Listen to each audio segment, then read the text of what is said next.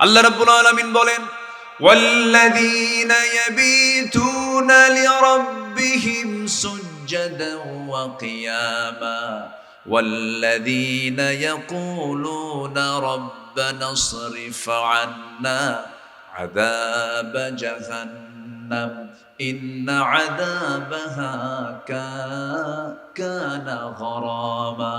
জোরে বলুন আল্লাহু আকবার।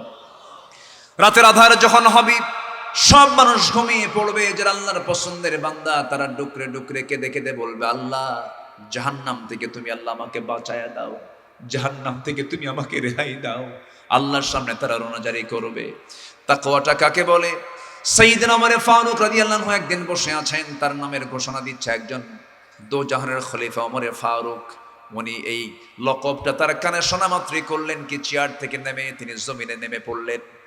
বালুর ভিতরে ধুলার মধ্যে গড়াগড়ি দিচ্ছেন, গড়াগড়ি দিয়ে বলছে, ওমর তোর মধ্যে অহংকার চলেছে এসেছে, ওমর তুই অহংকারী হয়ে গেছিস। বারবার তিনি ধুলায় মলিন হচ্ছেন আর বলছেন, আল্লাহ তোমার নামের কসম করে বলি, আল্লাহ তুমি আমাকে অহংকার মুক্ত হৃদয় দিয়ে দাও। জোরে বলুন সুবহানাল্লাহ। আমার বন্ধুগণ, একটু মনোযোগ দিয়ে কথাগুলো শুনবো আমরা। মুত্তাকি কারা? আরেকটা শ্রেণী যারা আল্লাহকে না দেখে ভয় করে, বিনীত হৃদয় নিয়ে আল্লাহর নিকট উপস্থিত হয়, আল্লাহ অভিমুখী অনুতপ্ত হৃদয়ের অধিকারী যারা, আল্লাহ রাব্বুল আলামিন তাদেরকে মুত্তাকি বলেছেন। নাম্বার 3 হলো যারা ঈমান আনবে, সালাত কায়েম করবে, যাকাত আদায় করবে, আল্লাহর পথে খরচ করবে, দুঃখ দুর্দশায় ধৈর্য ধারণ করবে, তারা হলো ঈমানদার। জোরে বলুন সুবহানাল্লাহ। আর ঈমানদাররা মুত্তাকি হয়। ঈমানদাররা কি হয়? মুত্তাকি হয়। মুত্তাকি বান্দা জান্নাত পাবে, ঈমানদার বান্দা জান্নাত পাবে। কিন্তু ফাসিক, জালিম, মুনাফিকরা কখনো জান্নাত পাবে? আসতে বলবেন না, পাবে? দোয়া করে দিই নাকি? আলোচনা চালাবো? অনেক আলোচনা এখনো সামনে পড়ে আছে, কিন্তু ভয় পাচ্ছি যে আপনারা দূর মারেন কিনা। থাকতে রাজি আছেন তো ইনশাআল্লাহ? আল্লাহ কবুল করুন, জোরে বলি আমিন। সম্মানিত ভাইয়েরা, এই পৃথিবীতে যত মাখলুক আছে সব মাখলুক কিন্তু আল্লাহর জিকির করে। সুবহানাল্লাহ বলবেন না? কোন মাখলুকের মধ্যে জিকিরে কোনো কৃপণতা নাই, কিন্তু কৃপণতা আছে কার মধ্যে? বলেন কার মধ্যে? বান্দার মধ্যে। বান্দার মধ্যে সমস্যা। আমরা আল্লাহর শুকরিয়া আদায় করতে কখনো কৃপণতার পরিচয় দেব না। সর্বক্ষণ আমাদের দায়িত্বই হবে কার শুকরিয়া আদায় করা, কার জিকির করা? আল্লাহর জিকির করা। জানেন, এই পৃথিবীতে দিলের খোরাক, দিলের প্রশান্তির জন্য পৃথিবীতে কোনো ওষুধ পাবেন না কোথাও। কিসের আমেরিকা, কিসের ইউরোপ, কিসের আফ্রিকা, কিসের আপনার স্বপ্নের দেশ ইউকে, লন্ডন, কিচ্ছু না। পৃথিবীর কোথাও আপনি অন্তত অন্তরের প্রশান্তির জায়গা, প্রশান্তি, অন্তরের প্রশান্তি সৃষ্টি করার মতো জায়গা পৃথিবীতে কোথাও নাই। একটা জায়গা থেকে শুধু আপনি অন্তরের প্রশান্তি পাবেন, সেটা হচ্ছে আল্লাহর জিকির। কার জিকির বলেন? আসতে বলবেন না, কার জিকির? কার জিকির? আল্লাহর জিকির। আল্লাহ রাব্বুল আলামিন বলেন, আলা বিযিকরিল্লাহি তাতমাইন্নুল কুলুব। জোরে বলুন আল্লাহু আকবার। আলা, ডিপ অ্যাটেনশন গ্র্যাবার। আল্লাহ রাব্বুল আলামিন সতর্ক করে বলছেন, বান্দারে সাবধান হয়ে যাও, তোমার হৃদয়ের প্রশান্তির জন্য পৃথিবীর কোথাও তুমি মেডিসিন পাবা না। তোমার হৃদয়ের প্রশান্তি দেওয়ার জন্য আমি আল্লাহ আমার জিকির, আমার নামের জিকির করো, তোমার সমস্ত অশান্তি আমি আল্লাহ দূর করে দেব। জোরে বলুন সুবহানাল্লাহ। আরো জোরে বলুন সুবহানাল্লাহ। আরো জোরে বলুন সুবহানাল্লাহ। আমার বন্ধুগণ, এই আধুনিক দুনিয়ায় মানুষের সমস্যার সাথে কানেকশন দেখেন। আজকের মানুষ টাকা আছে, শান্তি নাই, বিনোদন আছে, প্রশান্তি নাই, বন্ধু আছে, আত্মার সঙ্গ নাই। আজ মনোবিজ্ঞান স্বীকার করতে বাধ্য হচ্ছে, over thinking can not be cured by more thinking, it needs a higher connection. পৃথিবীর কোনো কিছু দিয়া আমার আপনার চিত্তের কোনো খোরাক পাওয়া যাবে না। টাকা দিয়ে হবে না, পয়সা দিয়ে হবে না, জন দিয়ে হবে না, মাল দিয়ে হবে না, সন্তান দিয়ে হবে না, পোশাক দিয়ে হবে না। এর জন্য একটা উচ্চ সংযোগের দরকার। সেই উচ্চ হায়ের কানেকশনের নাম হলো বান্দার সঙ্গে আল্লাহর সম্পর্ক। জোরে বলুন সুবহানাল্লাহ। যে দিলের মধ্যে আল্লাহর মহব্বত নাই, সেই দিল তার নিজকেই ভালোবাসে না, তার নিজকেই ভালোবাসে না। আত্মহত্যা করে না, আত্মহত্যা করা মানে কি বলেন? ও কি নিজেকে ভালোবাসে? নিজেকে ভালোবাসলে কি সে আত্মহত্যা করতে পারে? আত্মহত্যা তখনই আসে যখন তার মধ্যে কার জিকির না থাকে? আল্লাহর জিকির না থাকে। আমার রাসূল একটা হাদিসে বলেছেন, যখন তুমি অসুস্থ হওয়ার পূর্বে সুস্থতাকে গনিমত মনে করো। ইগতানিম খামসান ক্বাবলা খামসিন, শাবাবাকা ক্বাবলা হারামিক, সিহহাতাকা ক্বাবলা মারাদিক, গিনাকা ক্বাবলা ফাকরিক, ফিরাগাকা ক্বাবলা শুগলিক, হায়াতাকা ক্বাবলা মাউতিক, আও কামা ক্বালা আলাইহিস সালাতু ওয়াস সালাম। এর মধ্যে একটা পয়েন্ট হচ্ছে, অসুস্থ হওয়ার পূর্বে সুস্থতার হক আদায় করো, এটাকে গনিমত মনে করো। এই যে ঠান্ডায় আমরা বসে আছি, মাটিতে বসে আছি, অসুস্থ হলে কি এখানে আসার কোনো সুযোগ হতো না?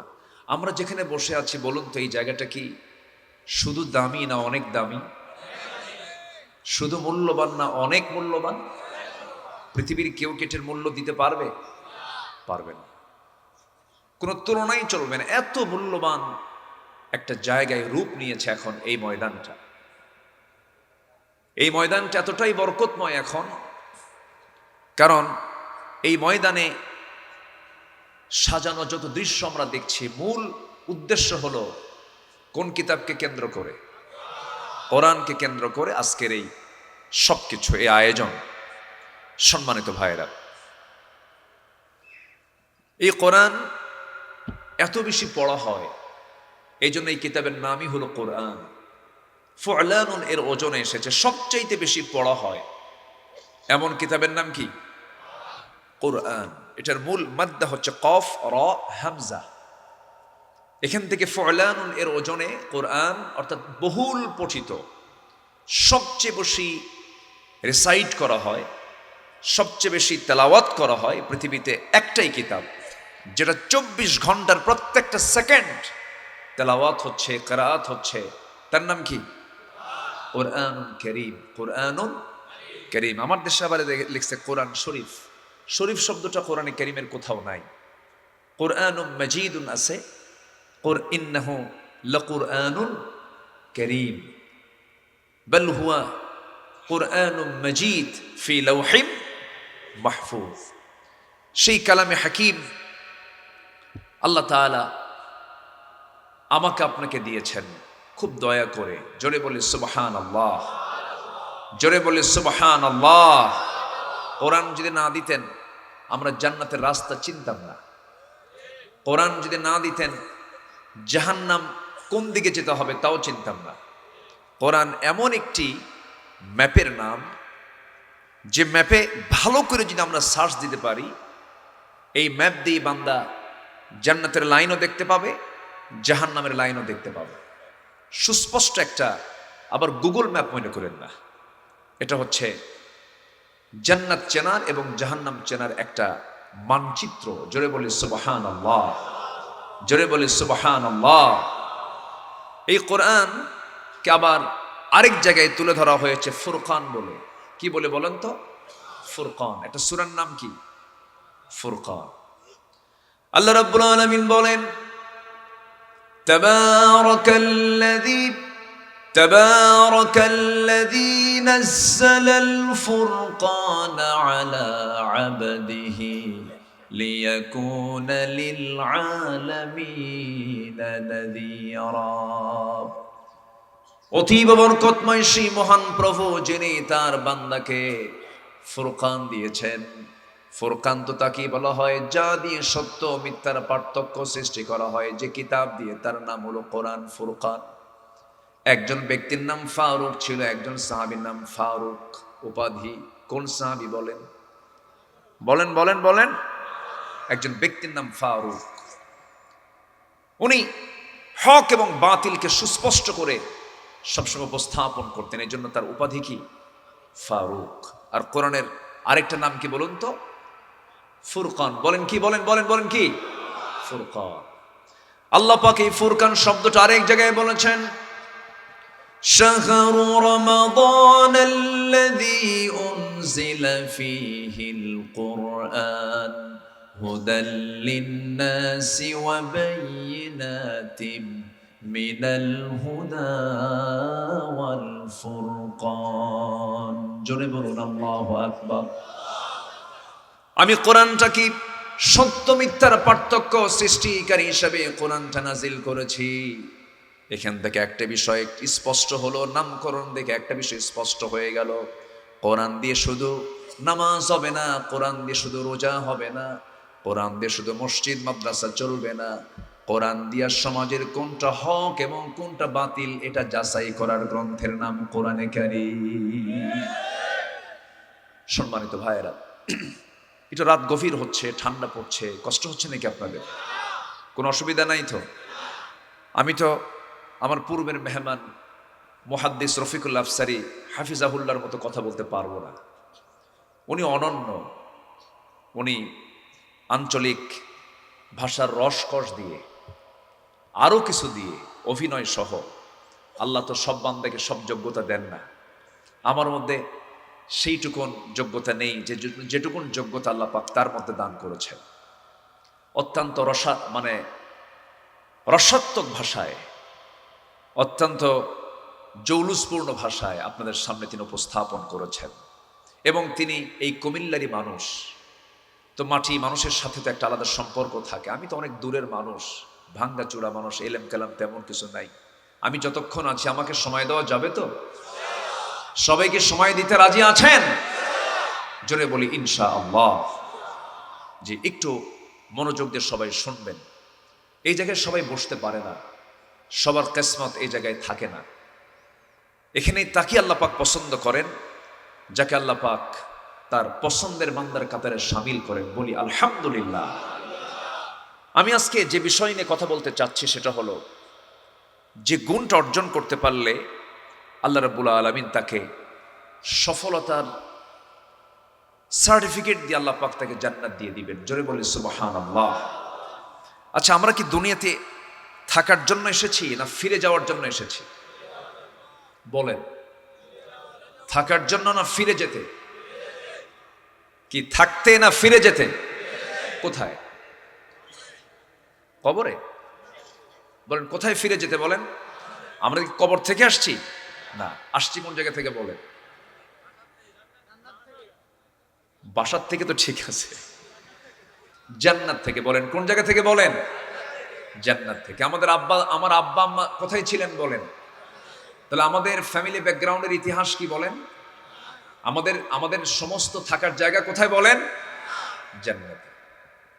তাহলে বাপের ভিটা যে বলে, এটা কি বড়িচং না জান্নাত?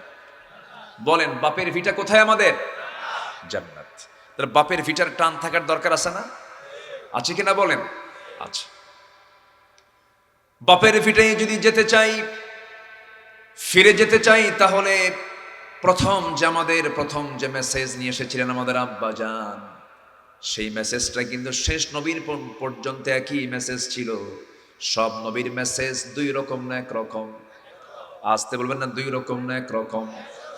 পৃথিবীর প্রথম মানুষই নবী ছিলেন, পৃথিবীর প্রথম মানুষই বড় বিজ্ঞানী ছিলেন, পৃথিবীর প্রথম মানুষই বড় একজন চিন্তাবিদ ছিলেন। আমার বন্ধুগণ, এই পৃথিবীতে আদম ছাড়া কোনো মানুষকে আল্লাহ পাক এত জ্ঞান দেন নাই। ওয়া আল্লামা আদামাল আসমাআ কুল্লাহা। আল্লাহ রাব্বুল আলামিন আদম আলাইহিস সালাতু ওয়াস সালামকে গোটা পৃথিবীর প্রত্যেকটা জিনিসের সঙ্গে পরিচয় করে, প্রত্যেকটা জিনিসের নাম সহ তাকে শিক্ষা দিয়েছেন। আজকের এই প্রেজেন্ট ওয়ার্ল্ডে কি এমন মানুষ আছে নাকি সব নাম জানে? সৃষ্টির সব পরিচয় তার কাছে আছে জানা না? কিন্তু আমাদের আব্বাজান আদম আলাইহিস সালাতু ওয়াস সালামকে আল্লাহ রাব্বুল আলামিন গোটা পৃথিবীর সকল কিছুর সঙ্গে তাকে পরিচয় করে দিয়েছেন। ওয়া আল্লামা আদামাল আসমাআ কুল্লাহা, সব নামের শিক্ষা দেওয়া হয়েছে। তাহলে আমরা মূর্খ বাবার সন্তান না জ্ঞানী বাবার সন্তান? বলেন, আমাদের বাবা যিনি ছিলেন, আমাদের পিতা যিনি ছিলেন, তিনি কি মূর্খ ছিলেন না অনেক জ্ঞানী ছিলেন? তাহলে জ্ঞানী পিতার সন্তান কি হবে, মূর্খ না জ্ঞানী? জ্ঞানী হতে হবে। যদি বাবার সুসন্তান না হতে পারি, তাহলে এটা আমাদের জন্য বড় দুর্ভাগ্য। কারণ নবীর সন্তান হয়ে তো লাভ নাই। বহুদিন আগে এক মাহফিলে গিয়েছিলাম, তো সেই মাহফিলে এক মেহমান ছিলেন, তিনি একজন পীর সাহেব মানুষ। আমি পীরকে মহব্বত করি, আবার ভুল বুঝবেন না। তো আমি ওনার সঙ্গে প্রথমে দেখা হলো, সালাম দিলাম, যে হুজুর, সালাম দিয়ে বললাম কেমন আছেন। উনি উত্তরটা ভালো করে নিলেন না, জবাবটা ভালো করে দিলেন না। এরকম সাইজের কিছু লোক কিন্তু আছে, আছে কিনা বলেন? সালাম দিলে উত্তর খুঁজে পাওয়া যায় না। আমি সালাম দিলাম, উত্তর ভালো করে পেলাম না, জবাব ভালো করে পেলাম না। আমি চুপচাপ বসে আছি, যেহেতু উনি কথা বলতে চাচ্ছেন না। তো আমি এক পর্যায়ে বলিয়ে ফেললাম, হুজুর দয়া করে বলবেন কি আপনার পরিচয়টা কি, একটু আবার একটু প্রশ্ন করলাম। তিনি বলছেন আমি একজন পীরজাদা। পরক্ষণেই আমাকে আবার উনি প্রশ্ন করছেন, আপনি কোথা থেকে এসেছেন, আপনার পরিচয় কি? আমি বললাম আমি হলাম নবীজাদা। কি জাদা? নবীজাদা। তুমি আমার দিকে মানে অন্যরকম ভাবে এখন তাকাচ্ছেন, যে আপনি আমাকে এরকম করে বললেন কেন? হ্যাঁ, আপনি যদি পীরের ছেলে, যদি পীরজাদা হতে পারেন, আমি নবীর ছেলে, আমি নবীজাদা। দামটা কার বেশি বলেন? পীরজাদার দাম বেশি না নবীজাদার দাম বেশি? লাভ কি? কোনো লাভ নাই। পীরের ছেলে হয়ে লাভ নাই, কুরাইশ বংশে জন্ম নিয়েও লাভ নাই, এরপরে নবীর বাপ হয়েও লাভ নাই, নবীর সন্তান হয়েও লাভ নাই। তাই যদি হতো নূহ আলাইহিস সালাতু ওয়াস সালামের ছেলে কেনান, নবীর সন্তান হওয়ার পরও কেনানের কপালে জান্নাত না জাহান্নাম? কি নাই? আসতে কবেন না, কি নাই? ঈমান নাই। ঈমান নাই, জান্নাতও নাই। ইব্রাহিম আলাইহিস সালাতু ওয়াস সালাম আমাদের কি হন বলেন? উনিও পিতা, আদমও পিতা। আমাদের পিতা মোট 5 জন। কয়জন বলেন? ইন্নাল্লাহ ইসতাফা আদামা ওয়া নূহান ওয়া আলা ইব্রাহিম। আদম আলাইহিস সালাতু ওয়াস সালাম, নূহ আলাইহিস সালাতু ওয়াস সালাম, ইব্রাহিম আলাইহিস সালাতু ওয়াস সালাম দ্বীনি পিতা জনাবে মুহাম্মদুর রাসূলুল্লাহ সাল্লাল্লাহু আলাইহি সাল্লাম। আর জন্মদানকারী পিতা কয়জন হলো বলেন? এই 5 পিতার বাইরের কাউকে পিতা মনে করা যাবে? আসতে বলবেন না, যাবে। শ্বশুরকে কি কবেন? চাচা, আঙ্কেল। দেখেন আঙ্কেল কবে? একজন আঙ্কেল কবেন? তিনি আইনের পিতা হবেন। হ্যাঁ, ফাদার ইন ল তিনি হবেন, আইনের পিতা হবেন। তাকে আব্বা বলতে পারবেন, সমস্যা নাই। তবে নিজের বাবার সামনে বলা যাবে, বেশি বলা যাবে না। নতুন শ্বশুর পায় আব্বা বাবা বাবা, আছে না? এরকম আছে না? আছে না? নিজের বাপকে ভুলে যায়, এটাও ঠিক না। নিজের বাবার সম্মানটা অন্যরকম, নিজের মার সম্মানটা অন্যরকম। নিজের মা বাবার সঙ্গে পৃথিবীর কোনো মানুষের কোনো তুলনা হতে পারে না। অতুলনীয় দুজন পৃথিবীতে, একজন হচ্ছেন মা, আর একজন হচ্ছেন বাবা। এই বাপ মার বাইরে সঙ্গে তুলনা করবে এমন কোন দ্বিতীয় মানুষ পৃথিবীতে নাই। ইব্রাহিম আলাইহিস সালাতু ওয়াস সালাম এত বড় একজন নবী ছিলেন, তিনি আমাদের আল্লাহ রাব্বুল আলামিন তার ব্যাপারে পরিচয় করে দিয়েছেন, মিল্লাতা আবিকুম ইব্রাহিম হুয়া সাম্মাকুমুল মুসলিমিন। তোমাদের জাতির পিতা কে বলেন? জাতির পিতা কে? এই 16 বছর আমাদের কান ঝালাপালা হয়ে গিয়েছিল। কে? আসতে কন কেন?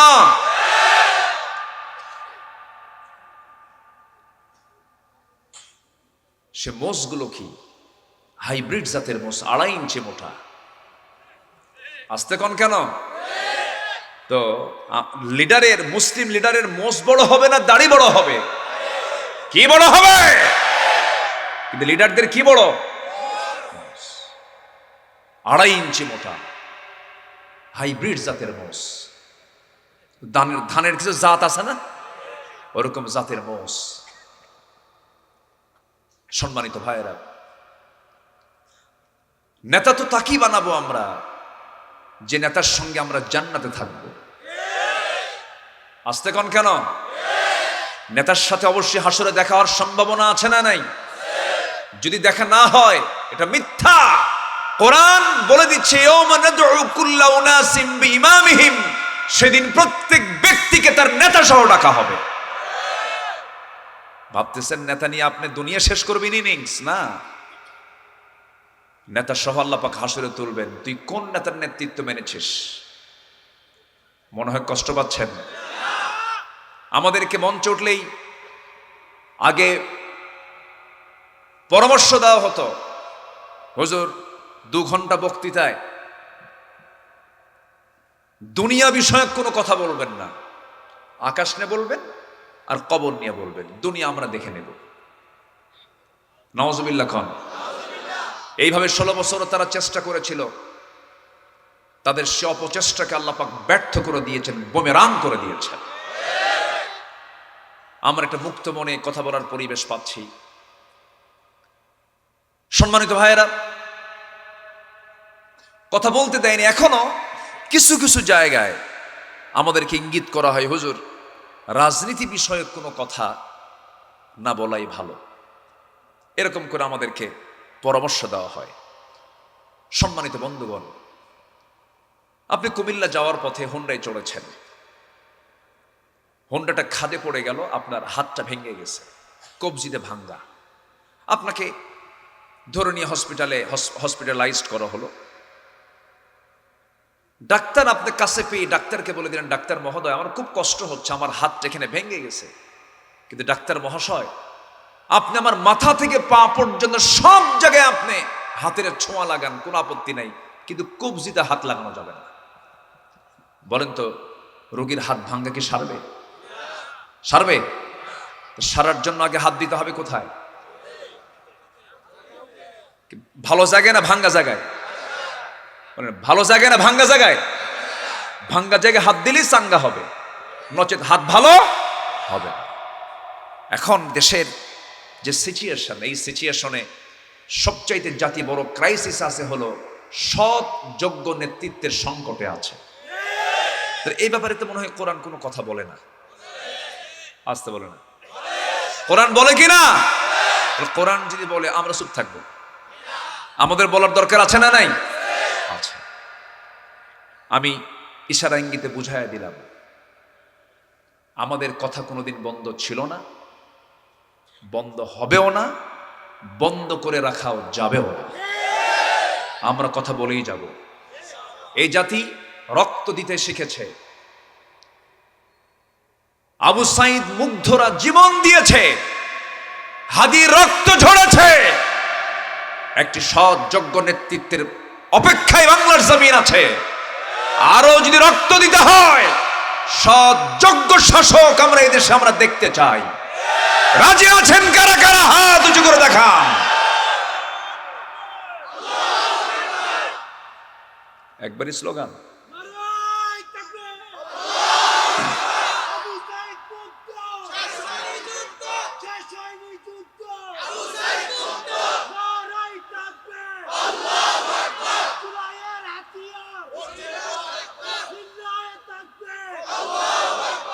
আল্লাহ কবুল করুন, আল্লাহ কবুল করুন, আল্লাহ কবুল করুন।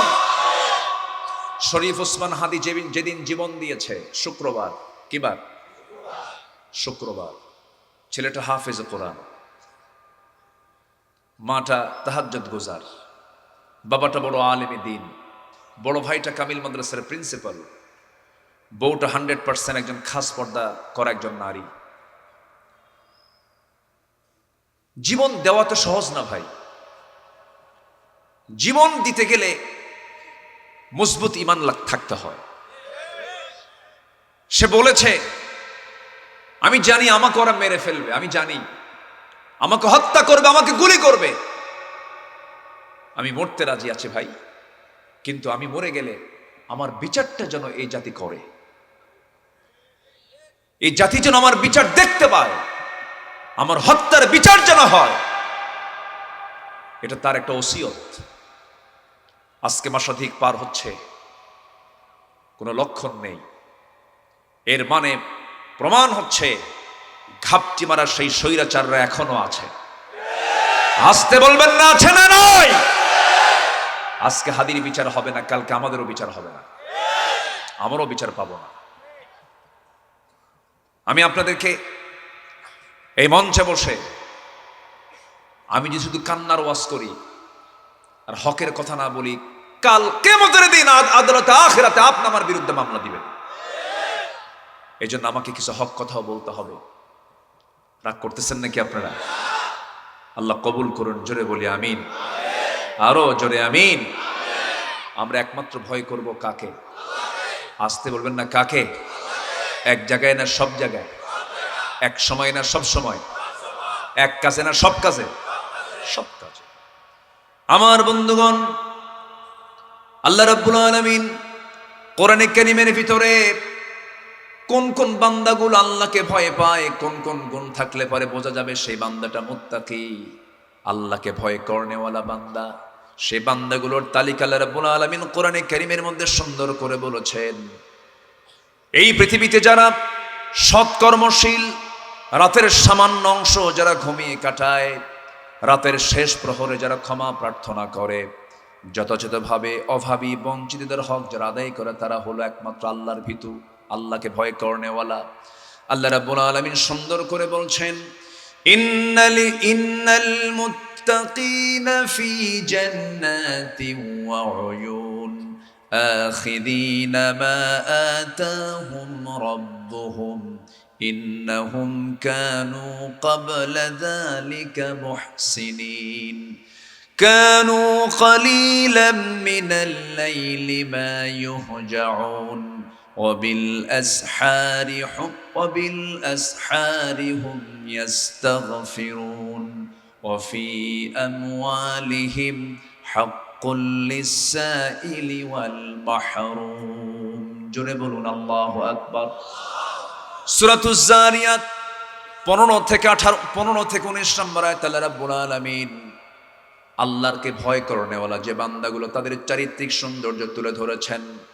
নাম্বার 1 তারা কি করবে? নাম্বার 1 তারা পৃথিবীতে ভালো কাজ করবে। কি কাজ করবে বলেন? ভালো কাজ করবে। একই ব্যক্তি সভাপতি, আবার তিনি নাইট ক্লাবের সভাপতি। একই ব্যক্তি ওয়াজ মাহফিলের সভাপতি, আবার যাত্রা কমিটির সভাপতি। আসতে বলবেন না, আছে না নাই? ডাবল স্ট্যান্ডার্ড চরিত্র। দুই দিকেই থাকি, দুই দিকে থেকে কখনো জান্নাত পাওয়া যাবে না। জান্নাত পাওয়ার জন্য লাইন ধরতে হবে। কার লাইন? কার পথ? আসতে বলবেন না, কার পথ?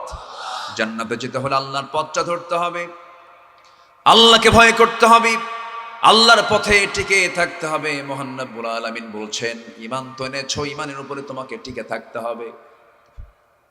আল্লাহ রাব্বুল আলামিন বলেন, ইন্নাল্লাযীনা ক্বালু রাব্বুনা আল্লাহু সুম্মা ইসতাকামু তাতানাজ্জালু আলাইহিমুল মালায়েকা আল্লা তাখাফু ওয়া লা তাহজানু ওয়া আবশিরু বিল জান্নাতিল্লাতী কুনতুম তুআদুন। জোরে বলুন আল্লাহু আকবার।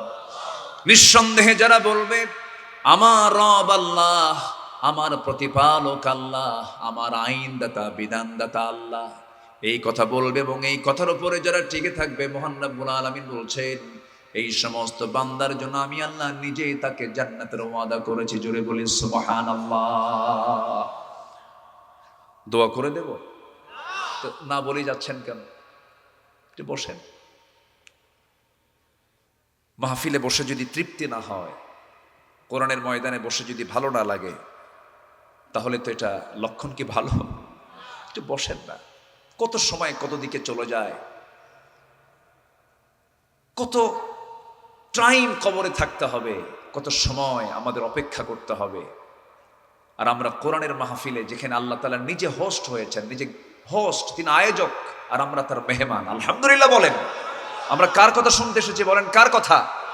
আল্লাহর কথা। বড় ভাগ্য আমাদের ভালো। একটু বসেন। এখানে বসে থাকা আগে দরকার না ধৈর্য আগে দরকার? একটু ধৈর্য নিয়ে বসেন।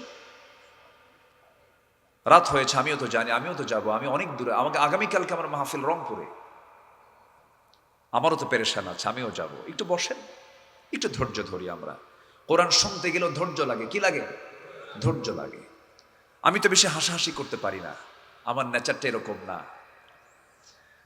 আমি কোরআন যেভাবে আল্লাহ পাক বলতে বলেন, যেমন করে আল্লাহ পাক আলোচনা করতে বলেন, আমি সেইভাবেই কথা বলার চেষ্টা করি।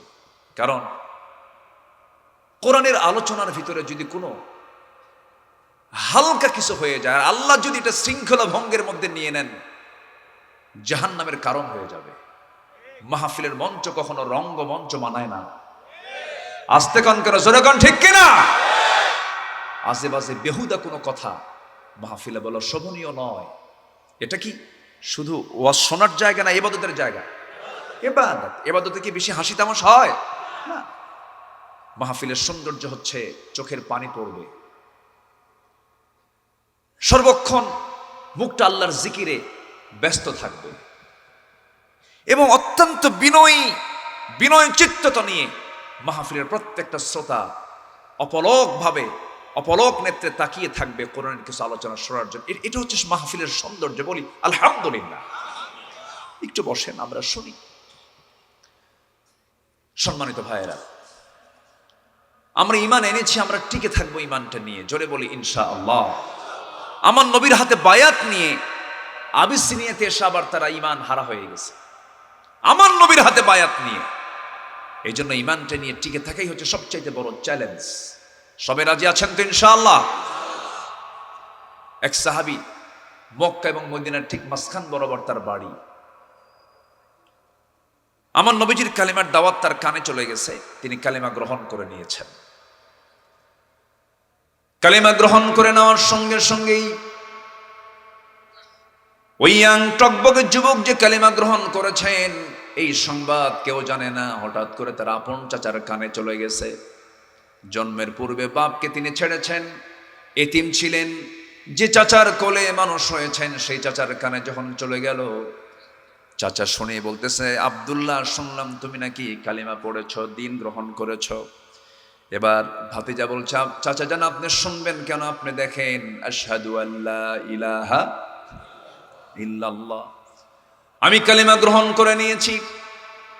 এই কথা শোনার সঙ্গে সঙ্গে চাচা তেলে বেগুনে খেপে গিয়ে বলতেছে, আব্দুল্লাহ, তুমি কি জানো তোমার এই দিন গ্রহণের ফলাফল কি হতে পারে? চাচা বলেন, কি হবে? তোমাকে যত সম্পদ দেওয়া হয়েছে, তোমার বাবার কাছ থেকে, আমার কাছ থেকে যা কিছু পেয়েছ, সব জোর করে আমার লোকজন ডেকে নিয়ে তোমার থেকে জোরপূর্বক নিয়ে নেব। আব্দুল্লাহ মুস্কি হাসি মেরে বলছেন, চাচা, ঈমানের মূল্যটা কি আপনার এখনো বোঝা হয় নাই? আপনি আমাকে সম্পদ দখলের হুমকি দিচ্ছেন। চাচা, না না, আমি আপনাকে আপোষিয়ে দিয়ে দেব, যা লাগে আপনি সব নিয়ে নেন। দুকোটা দুনিয়ার সমস্ত কিছু আমার হাতে যদি তুলে দেওয়া হয়, দুনিয়া নামক সব সম্পদ দিয়ে দিতে রাজি আছে, কিন্তু ঈমান বিক্রি করতে রাজি নাই। সুবহানাল্লাহ। আর আমার দেশে এক কাপ চা পেলে পরে ঈমান বেচে দেয়, আছে না নাই? কি সুন্দর করে আফসারি ভাই বলল না, তার কথার ঢং তো আলাদা, খুব সুন্দর করে কেমন করে যেন বোঝায় দিলেন এই লোকাল ভাষায়, তাই না? অনেক ভালো।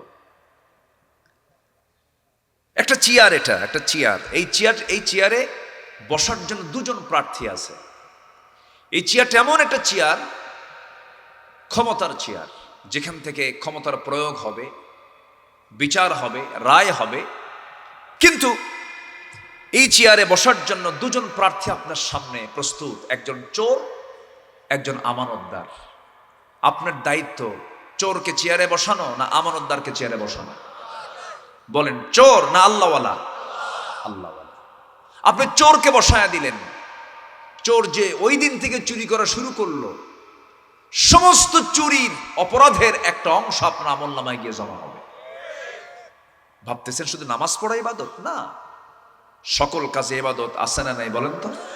আসতে বলবেন না, আছে না নাই? আচ্ছা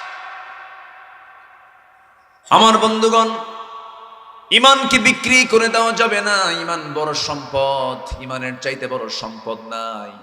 আব্দুল্লাহ বলে ফেললেন, চাচা আপনি কি করবেন বলেন? সামনে পেয়ে থাপ্পড় মেরে জমিনে ফেলে দিয়া মারতে মারতে রক্তাক্ত করে শরীর থেকে জামাটা টেনে ছিঁড়ে ফেলে দিল। মারতে মারতে রক্তাক্ত করে এক পর্যায়ে পরনের লুঙ্গিটা পর্যন্ত খুলে নিয়া ঘর থেকে উলঙ্গ করে তাকে বের করে দেওয়া হলো। বাইরে বের হয়ে দাঁড়ায় আছেন, যাবেন কোথায়?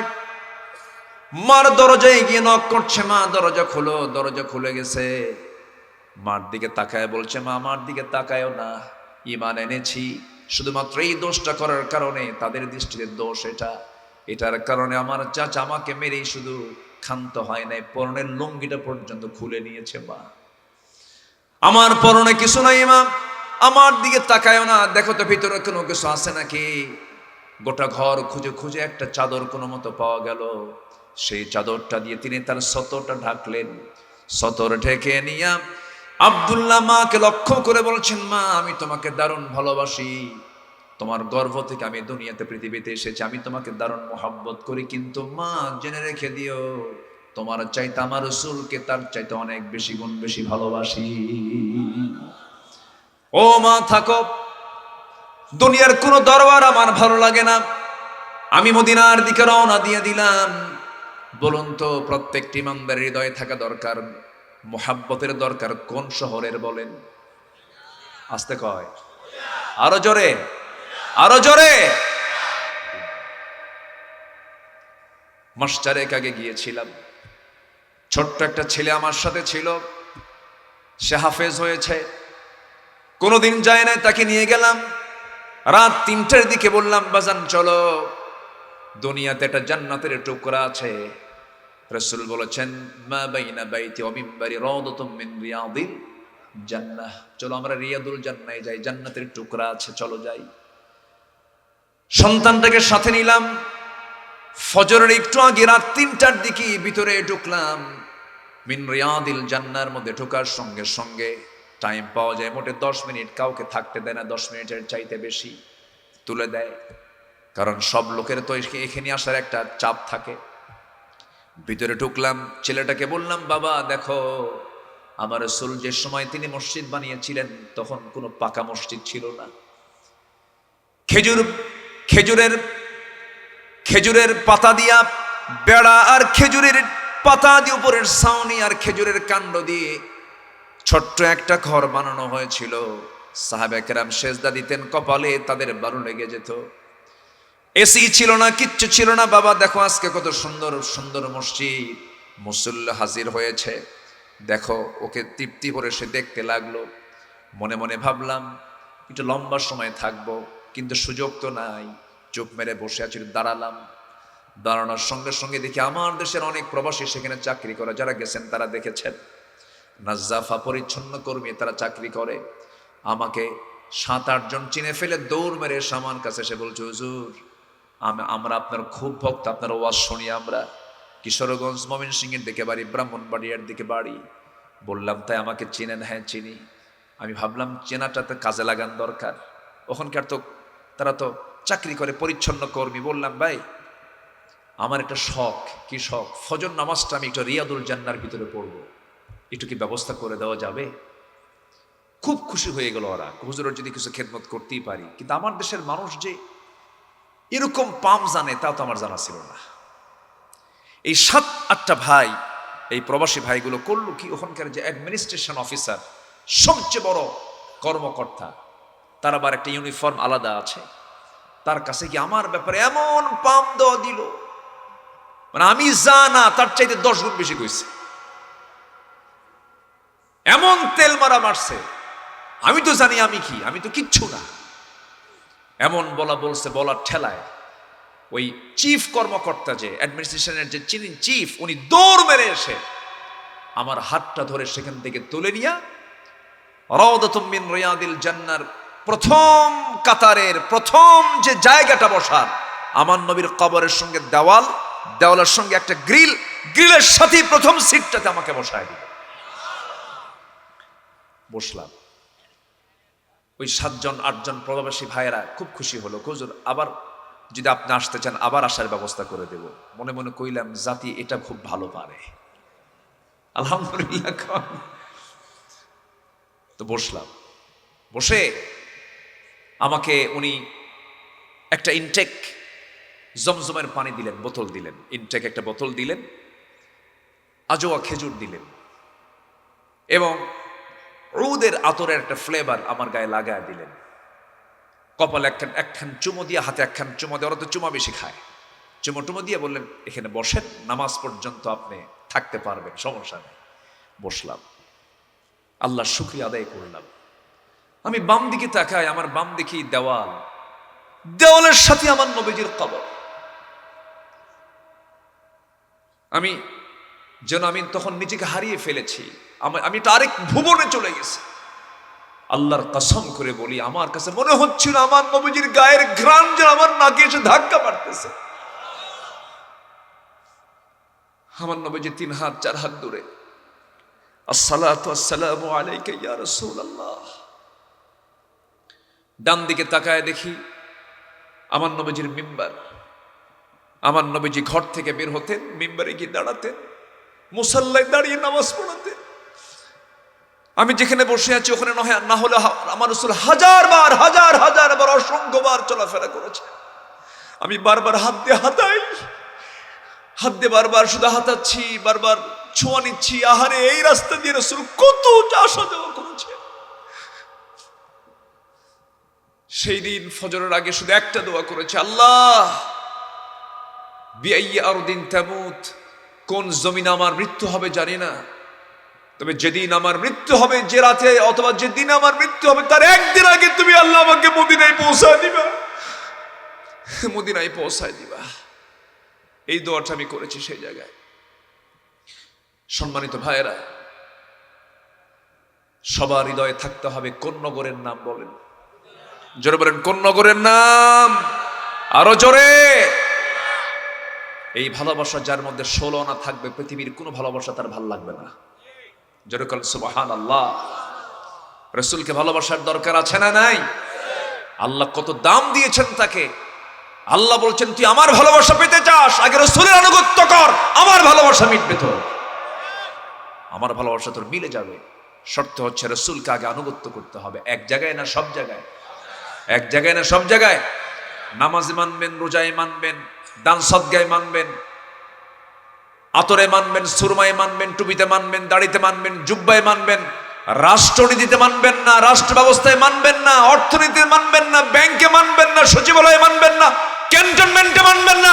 আপনি নবীর উম্মত নন, আপনি ভণ্ড, আপনি প্রতারক, প্রতারক, প্রতারক।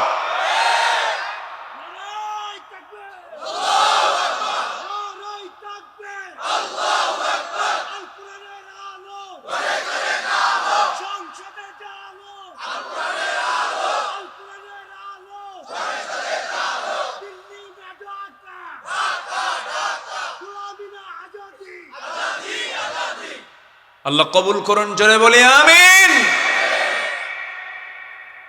আজকে একটা স্ট্যাটাস পেলাম, মুআম্মার গাদ্দাফি লিবিয়ার, মনে আছে না? মনে আছে তো? মুআম্মার গাদ্দাফিকে শেষ করা হলো। তার মেয়ে ওমানে নির্বাসিতা একজন মহিলা, তাকে ওমানে নির্বাসন দেওয়া হয়েছে। ইরানকে লক্ষ্য করে বলেছেন, সেলুট জানিয়ে বলেছেন, সাবাস ইরানবাসী, আপনারা আপনাদের পারমাণবিক যে কর্মসূচিগুলো এটা চালিয়ে যান, কারো কাছে মাথা নত করবেন না, কোন আধিপত্যবাদকে প্রশ্রয় দিবেন না। আমার বাবা মুআম্মার গাদ্দাফি ওই পরাশক্তিদের কথা শুনে পরমাণু কর্মসূচিকে স্থগিত করে সৎ মানসিকতার কারণে আজকে তার জীবন দিতে হয়েছে। কোন জাতি যখন কারো কাছে আত্মসমর্পণ করে, সে জাতির বিপদ আরো বেশি হয়। আমরা কারো কাছে মাথা নত করতে রাজি নই। কোন দাদার দাদাগিরি আমরা মানব না, কোন আধিপত্যবাদ বাংলার জমিনে আমরা কায়েম হতে দেব না, দেব না, দেব না। আল্লাহ কবুল করেন, জোরে বলি আমিন। সম্মানিত ভাইয়েরা, বহু কথা আছে আজকে আমার, শুনতে রাজি আছেন তো? কেউ আমাকে বাঁচাবে না। যারা ভরসায় ছিল দিল্লিও তাদেরকে বাঁচাতে পারে নাই, পেরেছে? সব শেষ হয়ে যাবে, সব ক্ষমতা কারো থাকবে না, একমাত্র ক্ষমতা থাকবে, চিল্লায় বলুন কার? আল্লাহর ক্ষমতাই টিকসই, আল্লাহর ক্ষমতাই থেকে যাবে। ওই আব্দুল্লাহর কথা বলছিলাম, বলছেন, মা আমি তোমাকে ভালোবাসি, কিন্তু আমার নবীর চাইতে বেশি নয়। সুবহানাল্লাহ, সুবহানাল্লাহ। মা থাকো, আমি চলে গেলাম, আবার আসবো, তোমার সঙ্গে দেখা করব। কিন্তু আর দেখা করা হয় নাই। ওই আব্দুল্লাহ চলে গেলেন মদিনায়। প্রচন্ড শীত সেই সময়। আরব ভূখণ্ডে কিছুকাল শীত থাকে, 2-3 মাস 4 মাস পর্যন্ত শীত থাকে। এখানে সুমন ভাই কই আছে নাকি? সুমন ভাই মিশরে থাকে। সুমন ভাই তিনি বললেন আমাদের মিশরে 6 মাস শীত থাকে। সেই শীত ওই সময়, যে সময় ওই আব্দুল্লাহ রওনা দিলেন রাতের আধারে, গায়ে কোনো কাপড় চোপড় নাই, প্রচন্ড শীত, খুব ঠান্ডা। সেই ঠান্ডার মধ্যে শুধুমাত্র তার পরনে শুধু একটা চাদর দিয়ে তার শতটা ঢেকে নেওয়া আছে।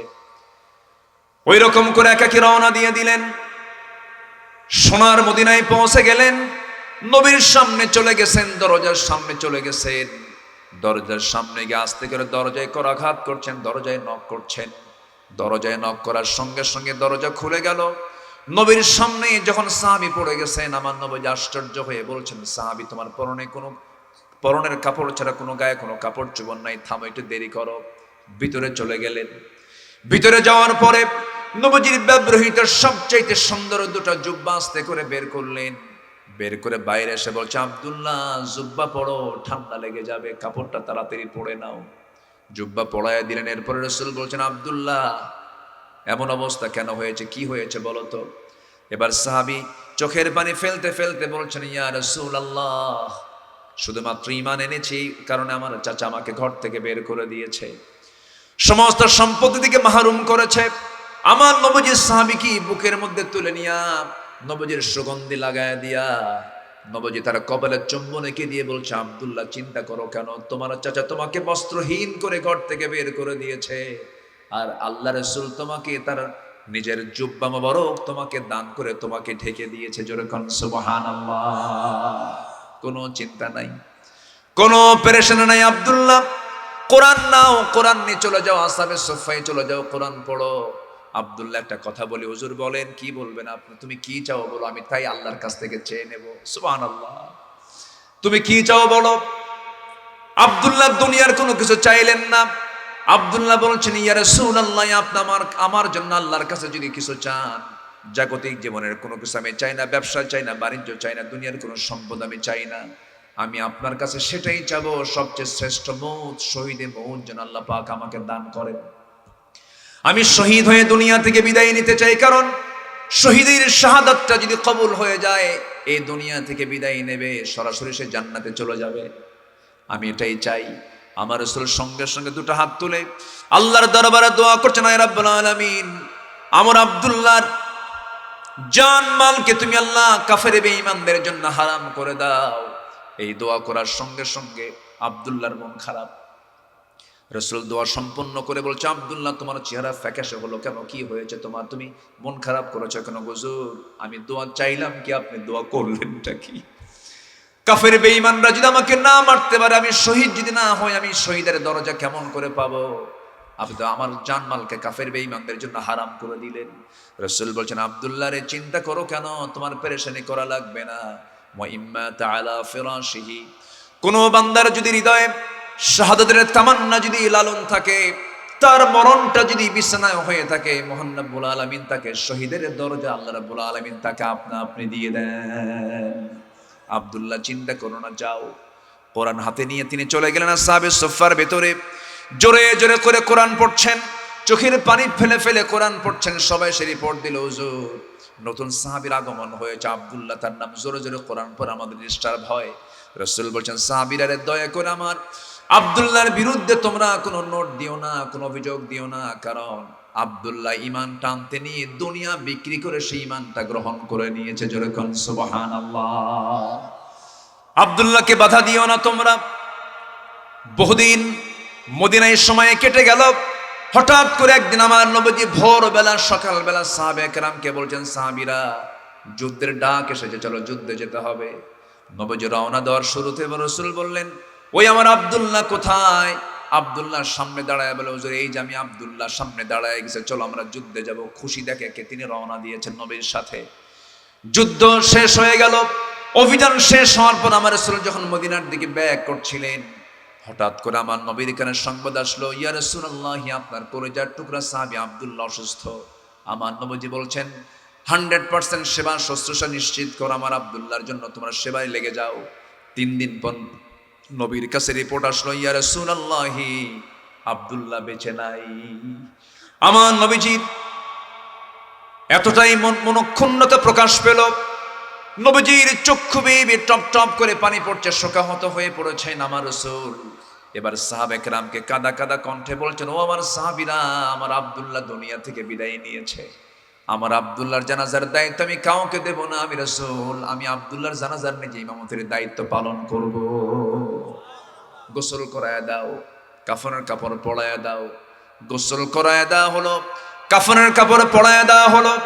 আমার নবীজি ইমামের মুসাল্লায় দাঁড়ায় গেলেন। নামাজ শুরু হয়ে গেছে, নামাজটা পড়ালেন। নামাজ শেষের পর এবার বলছেন, সাহাবীরা, আমার আব্দুল্লাহর কবরটা তোমরা কোথায় খনন করেছো? হুজুর, ওই যে 2 পাহাড়ের ঠিক মাঝখান বরাবর। রাসূল বলছেন, আমাকে নিয়ে চলো। আমার নবীজি পায়ে হেঁটে হেঁটে সেই কবরের সামনে গিয়ে দাঁড়ালেন। আবেগ আপ্লুত হয়ে বলছেন, সাহাবীরা রে, আমার আব্দুল্লাহর কবরে আজকে আমি কাউকে নামতে দেব না, আমি রাসূল নিজে তার কবরে নেমে যাব।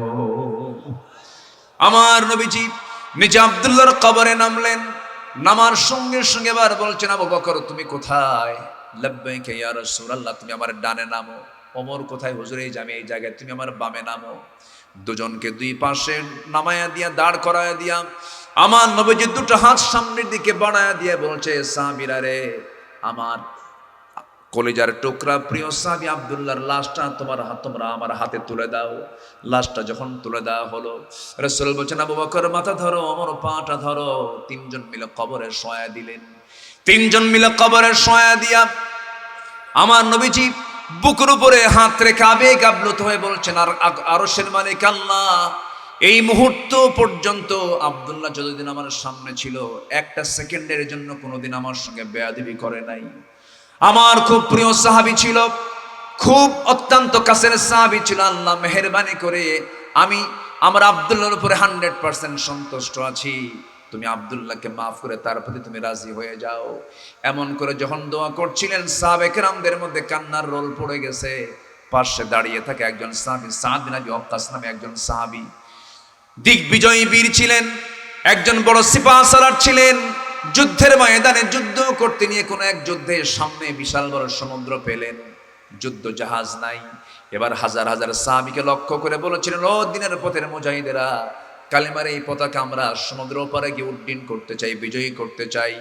যুদ্ধ জাহাজ নাই, কিন্তু আমি সাদ বিন আবি ওয়াক্কাস আল্লাহর নামে ঘোড়া সমুদ্র বক্ষে চালায় দেব, তোমরা আমাকে ফলো করবে। হাজার হাজার সৈন্য নিয়ে সেই দিন তিনি সমুদ্রের পার থেকে ওপারে খরস্রোতা সমুদ্র পাড়ি দিয়ে চলে গেছেন। আল্লাহর কি সাহায্য দেখেন, ঘোড়ার খুর পর্যন্ত সমুদ্রের পানি স্পর্শ করে নাই। সেই সাদ বিন আবি ওয়াক্কাস রাদিয়াল্লাহু তাআলা আনহু যুদ্ধের ময়দানে এত বড় একজন দিগ্বিজয়ী বীর ছিলেন। প্রার্থনা করে বলছেন, আয় আরশের মালিক আল্লাহ রাব্বুল আলামিন, আজকে আমি যদি জীবিত সাদ বিন আবি ওয়াক্কাস না হয়ে যদি ওই কবরের যদি বাসিন্দা হয়ে যদি আজকে দুনিয়া থেকে বিদায় হতে পারতাম, আমার জীবনটা বড় ভাগ্য, আমার জীবনটা বড় প্রসন্ন হয়ে যেত, আমি বড় ভাগ্যবান মনে করতাম। কারণ যে কবরে একজন কবরবাসীকে দাফন করার জন্য, শেষ বিদায়ের জন্য পৃথিবীর সেরা সেরা 3জন মানুষ তার কবরে নেমে যায়। জোরে কোন সুবহানাল্লাহ। আমার ভাইরা, এই যে সম্মান, এই যে মর্যাদা, এটা বাড়ার মূল কারণ হলো ঈমান এনেছেন, ঈমান নিয়ে টিকে থেকেছে। ঠিক কিনা? ঈমান এনেছি, ঈমানটাকে টিকে রাখবো, কারো কাছে বিক্রি হব না। সবাই রাজি আছেন তো ইনশাআল্লাহ? সামনে কিন্তু বিক্রির দিন আসতেছে। আমার কথা কি বুঝতেছেন আপনারা? সামনে কিসের দিন আসতেছে? বিক্রি হওয়ার দিন আসতেছে। বিক্রি হওয়া যাবে না, আমার বিক্রি হব না। জোরে বলি ইনশাআল্লাহ, আরো জোরে বলি ইনশাআল্লাহ। ঈমানদার রাতে জেগে থাকবে, শুধু জেগে থাকবে না, চোখের পানি ফেলে ফেলে কাঁদবে। কান্নার সময় কখন বলেন আমাদের? মূলত কান্নার সময়টা কখন? রাতে। বলেন কোন সময়? বলেন রাতে। আল্লাহ পাক রাতের কান্নাকে বেশি পছন্দ করেন। আল্লাহ রাব্বুল আলামিন বলেন, ওয়াল্লাযীনা ইয়াবীতুনা লিরাব্বিহিম সুজদান ওয়া কিয়ামা ওয়াল্লাযীনা ইয়াকুলুনা রাব্বানা ইসরিফ আন্না আযাব জাহান্নাম ইন্না আযাবাহা কানা গরামা। জোরে বলুন আল্লাহু আকবার। রাতের আধার যখন হবে, সব মানুষ ঘুমিয়ে পড়বে, যারা আল্লাহর পছন্দের বান্দা তারা ডুকরে ডুকরে কেঁদে কেঁদে বলবে, আল্লাহ জাহান্নাম থেকে তুমি আল্লাহ আমাকে বাঁচায়া দাও, জাহান্নাম থেকে তুমি আমাকে রেহাই দাও। আল্লাহর সামনে তারা রোনাজারি করবে। তাকওয়াটা কাকে বলে? সাইয়েদনা ওমর ফারুক রাদিয়াল্লাহু আনহু একদিন বসে আছেন, তার নামের ঘোষণা দিচ্ছে একজন দোজাহানের খলিফা ওমর ফারুক। উনি এই লকবটা তার কানে শোনা মাত্রই করলেন কি, চেয়ার থেকে নেমে তিনি জমিনে নেমে পড়লেন। বালুর ভিতরে ধুলার মধ্যে গড়াগড়ি দিচ্ছেন, গড়াগড়ি দিয়ে বলছে, ওমর তোর মধ্যে অহংকার চলেছে এসেছে, ওমর তুই অহংকারী হয়ে গেছিস। বারবার তিনি ধুলায় মলিন হচ্ছেন আর বলছেন, আল্লাহ তোমার নামের কসম করে বলি, আল্লাহ তুমি আমাকে অহংকার মুক্ত হৃদয় দিয়ে দাও। জোরে বলুন সুবহানাল্লাহ। আমার বন্ধুগণ, একটু মনোযোগ দিয়ে কথাগুলো শুনবো আমরা। মুত্তাকি কারা? আরেকটা শ্রেণী যারা আল্লাহকে না দেখে ভয় করে, বিনীত হৃদয় নিয়ে আল্লাহর নিকট উপস্থিত হয়, আল্লাহ বিমুখ অনুতপ্ত হৃদয়ের অধিকারী যারা, আল্লাহ রাব্বুল আলামিন তাদেরকে মুত্তাকি বলেছেন। নাম্বার 3 হলো যারা ঈমান আনবে, সালাত কায়েম করবে, যাকাত আদায় করবে, আল্লাহর পথে খরচ করবে, দুঃখ দুর্দশায় ধৈর্য ধারণ করবে, তারা হলো ঈমানদার। জোরে বলুন সুবহানাল্লাহ। আর ঈমানদাররা মুত্তাকি হয়। ঈমানদাররা কি হয়? মুত্তাকি হয়। মুত্তাকি বান্দা জান্নাত পাবে, ঈমানদার বান্দা জান্নাত পাবে। কিন্তু ফাসিক, জালিম, মুনাফিকরা কখনো জান্নাত পাবে? আসতে বলবেন না, পাবে। দোয়া করে দিই নাকি? আলোচনা চালাবো? অনেক আলোচনা এখনো সামনে পড়ে আছে, কিন্তু ভয় পাচ্ছি যে আপনারা দূর মারেন কিনা। থাকতে রাজি আছেন তো ইনশাআল্লাহ? আল্লাহ কবুল করুন, জোরে বলি আমিন। সম্মানিত ভাইয়েরা, এই পৃথিবীতে যত মাখলুক আছে সব মাখলুক কিন্তু আল্লাহর জিকির করে। সুবহানাল্লাহ বলবেন না? কোন মাখলুকের মধ্যে জিকিরে কোনো কৃপণতা নাই, কিন্তু কৃপণতা আছে কার মধ্যে? বলেন বলেন, কার মধ্যে? বান্দার মধ্যে। বান্দার মধ্যে সমস্যা। আমরা আল্লাহর শুকরিয়া আদায় করতে কখনো কৃপণতার পরিচয় দেব না। সর্বক্ষণ আমাদের দায়িত্বই হবে কার শুকরিয়া আদায় করা, কার জিকির করা? আল্লাহর জিকির করা। জানেন, এই পৃথিবীতে দিলের খোরাক, দিলের প্রশান্তির জন্য পৃথিবীতে কোনো ওষুধ পাবেন না কোথাও।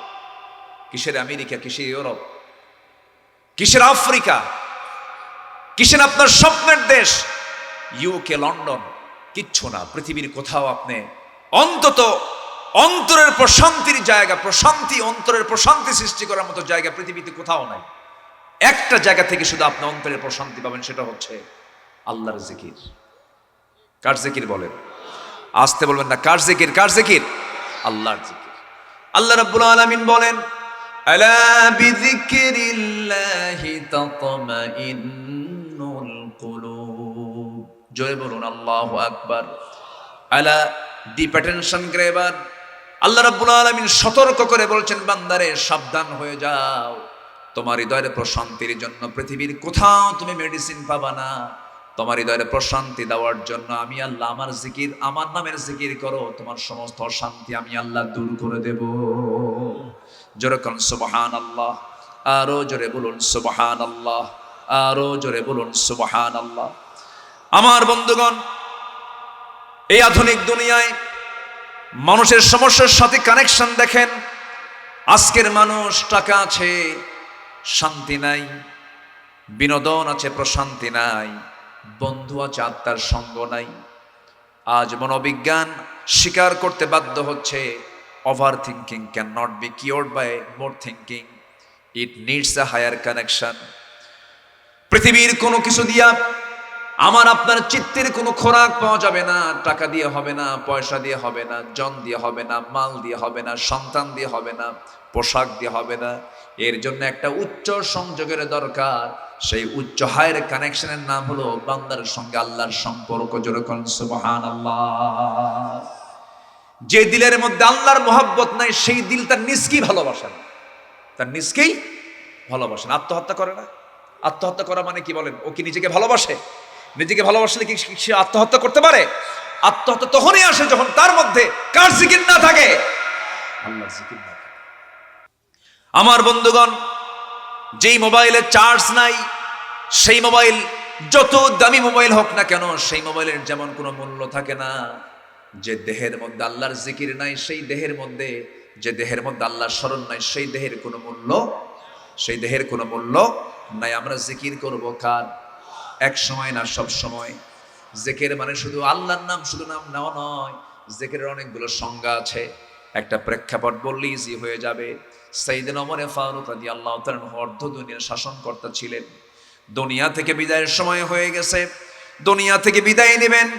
বিদায় নেওয়ার প্রাক্কালে তিনি সারা জীবন তিনি দোয়া করেছেন, আয় আল্লাহ তাআলা তুমি আমাকে শহীদি মওত দিয়া দিও, নবীর শহরে মৃত্যু দিয়া দিও। সুবহানাল্লাহ, শহীদি মওত দিয়া দিও, নবীর শহরে মৃত্যু দিও। আল্লাহুম্মা রযুকনি শাহাদাতান ফি সাবিলিক ওয়াজআল মাউতি ফি বালাদি রাসূলিক। এই দোয়া তিনি সারা জীবন করেছেন, দোয়া কবুল হয়ে গেল। নামাজ পড়ার জন্য তিনি মসজিদে নববীর মধ্যে ঢুকে পড়েছেন, নামাজ শুরু করবেন। নামাজ তিনি পড়েন নাই, নামাজ পড়াইছেন।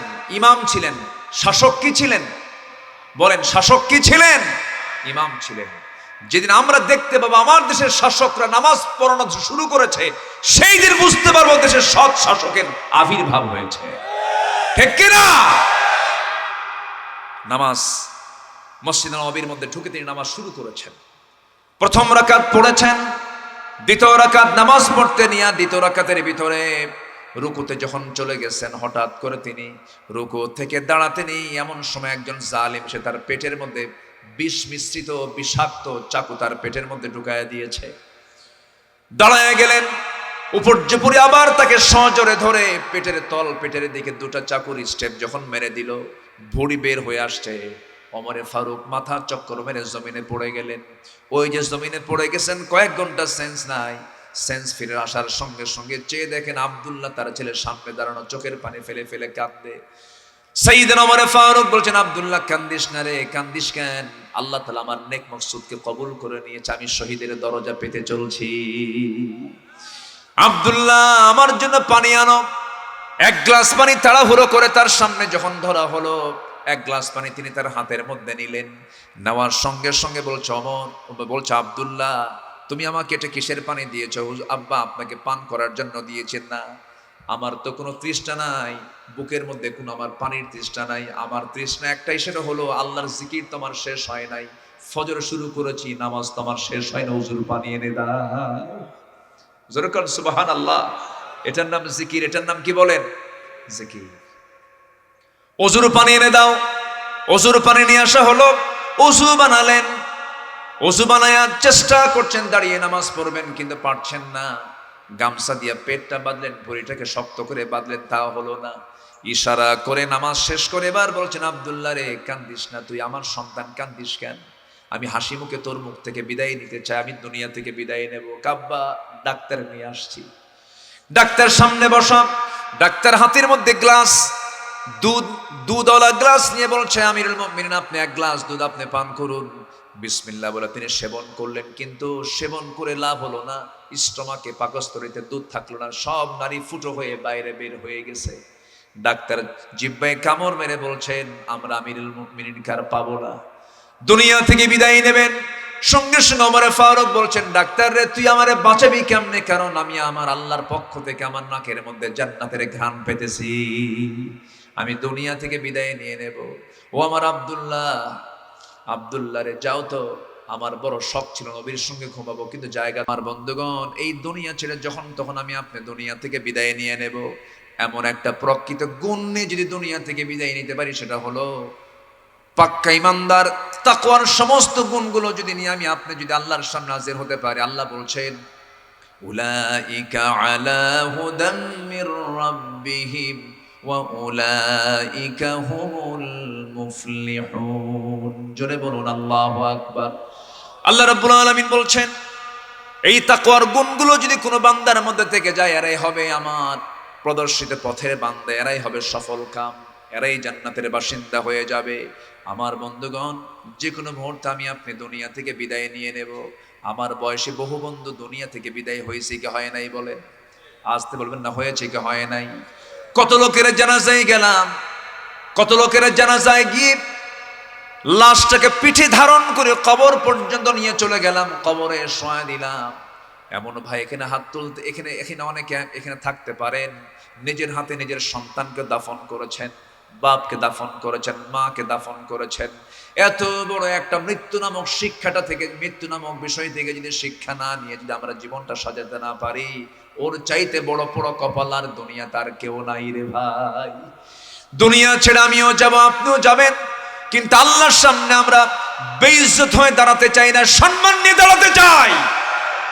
সম্মান নিয়ে কি নিয়ে কি নিয়ে কি নিয়ে সম্মান নিয়ে আমরা দাঁড়াবো। নামাজ পড়ার দরকার আছে না নাই? কয় ওয়াক্ত নামাজ? আসতে বলবেন না, কয় ওয়াক্ত নামাজ? আমার দেশের মসজিদগুলোতে 5 ওয়াক্ত নামাজের কোন ওয়াক্তে সবচেয়ে কম মুসল্লি মসজিদে পাওয়া যায়? বলেন কোন ওয়াক্তে সবচেয়ে বরকতময় নামাজ কোনটা? বলেন। আচ্ছা, সবচেয়ে বরকতময় নামাজ হলো ফজর। মানুষ বাড়িতে সবচেয়ে বেশি সময় থাকে কোন সময়, কোন ওয়াক্তে? বলে ওই ফজরেই। বাড়িতেই থাকে, মসজিদে আসে না। আসে না। মসজিদে 5 বুড়া পাওয়া যায়। কয় বুড়া? 5 বুড়া পাওয়া যায়। যখন 5 বুড়াকে বলা হয়, যখন ইন্টারভিউ নেওয়া হয়, চাচা আপনার তো মাজুর, বয়স্ক মানুষ, চোখে দেখেন কম, বয়স হয়ে গেছে, মসজিদে আসছেন কেন? কষ্ট হচ্ছে নাকি? বাবা বুড়ি নাই। বুড়ি থাকলে আমিও আসতাম না, বুড়ি থাকলে আমিও আসতাম না। তাহলে কেমন হলো ভাই? আমরা কি ফজরটা মসজিদ ভরায় ফেলবো না? ইনশাল্লাহ সবাইকে ভরায় ফেলবো। আমার রাসূল বলেছেন, শয়তান প্রত্যেক রাতে ফজরের একটু আগ দিয়ে সব বান্দার সামনে চলে আসে, সব বান্দার সামনে আসে, এসে সুন্দর করে মাথায় হাত দিয়ে বলে, তোমার রাত বড় লম্বা, আলাইকা লাইলুন তফিল, রাত বড় লম্বা, ঘুমাও। এরকম করে সে ওয়াজ করতে থাকে। শয়তানের ওয়াজ আছে না নাই বলেন তো? আছে। সে ওয়াজ করতে থাকে। ওই সময় শয়তান 3টা গিট মেরে দিয়ে যায়। 3টা গিট মেরে দিয়ে চলে গেল। যাওয়ার পর রাসূল বললেন, সাহাবীরা, শয়তান যে 3টা গিট বেঁধে দিয়ে যায়, ওই 3টা গিট যদি তুমি ছুটাতে চাও, 3টা কাজ করতে হবে।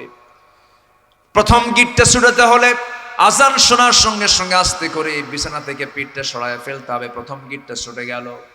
2 নম্বর গিট হলো সুন্দর করে 4 ফরজ সহ সুন্নতের সব হক আদায় করে ওযুটা বানায় ফেলবে। 2 নম্বর গিটটা ছুটে চলে যাবে। যখন বান্দা তুমি মসজিদের দিকে রওনা দিয়া যখন মসজিদে নামাজে শুরু করে দেবে, নামাজ শেষ হওয়ার সঙ্গে সঙ্গে 3 নম্বর গিটও ছুটে চলে যাবে।